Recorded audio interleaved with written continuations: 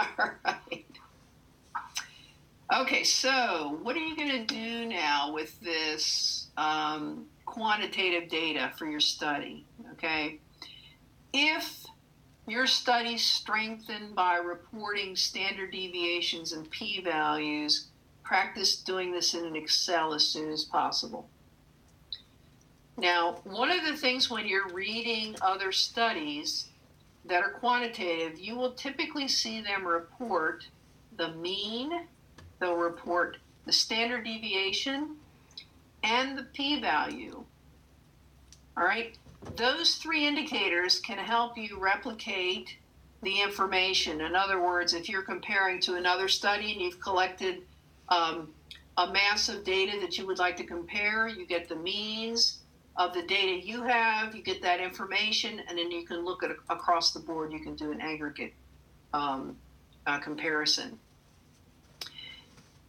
I think we already talked about this. If you're using a different version of Excel, whether it's earlier or later than the version that was shown up here, the commands might look a little different. And don't hesitate to look into Google, how to calculate a p-value. I will, like I said, I will try to see if I can find some YouTube clips that I think are clear and just upload as resources, and you guys can download them in a folder for when you're doing your thesis.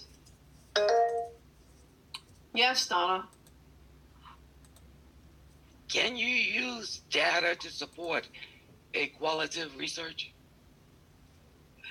The data that you're using in qualitative research is text data.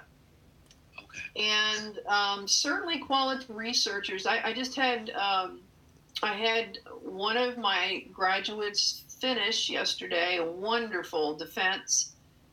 And this is perfect because we're getting ready to talk about tables and figures. She made a choice to use some figures to describe some of her data, when actually I think tables have been more effective. And she's going to make some adjustments with that. The text data, you may have frequency kinds of data. So in other words, individuals responded that certain events, I'm trying to think yesterday, her study was about a particular program that helps high school students that also are in the foster system transition to community colleges. And she was evaluating, trying to evaluate what were the benefits that these students who had made it through this system, what they experienced when they were working with their coaches, not their athletic coaches, but the coaches in this particular program.